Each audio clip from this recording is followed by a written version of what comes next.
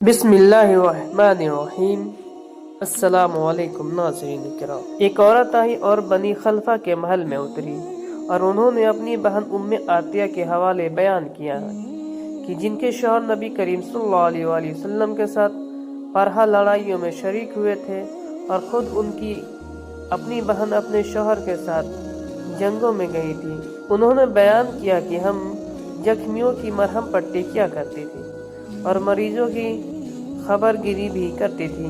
میری بہن نے ایک مرتبہ نبی کریم صلی اللہ علیہ وآلہ وسلم سے پوچھا کہ اگر ہم میں سے کسی کے پاس چادر نہ ہو تو کیا اس کے لیے اس میں کوئی حرج ہے کہ وہ نماز عید کے لیے باہر نہ نکلے؟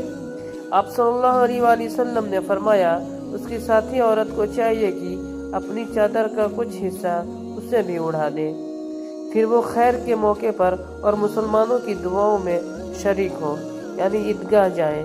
پھر جب ام عطیہ رضی اللہ تعالیٰ عنہ آئی تو میں نے ان سے بھی یہی سوال کیا۔ انہوں نے فرمایا میرا باپ آپ پر فدا ہو۔ ہاں، آپ صلی اللہ علیہ وسلم نے یہ فرمایا تھا، اور ام عطیہ رضی اللہ تعالیٰ عنہ جب بھی نبی کریم صلی اللہ علیہ وآلہ وسلم کا ذکر کیا کرتی تو یہ ضرور فرماتی کہ میرا باپ آپ صلی اللہ علیہ وآلہ وسلم پر فدا ہو۔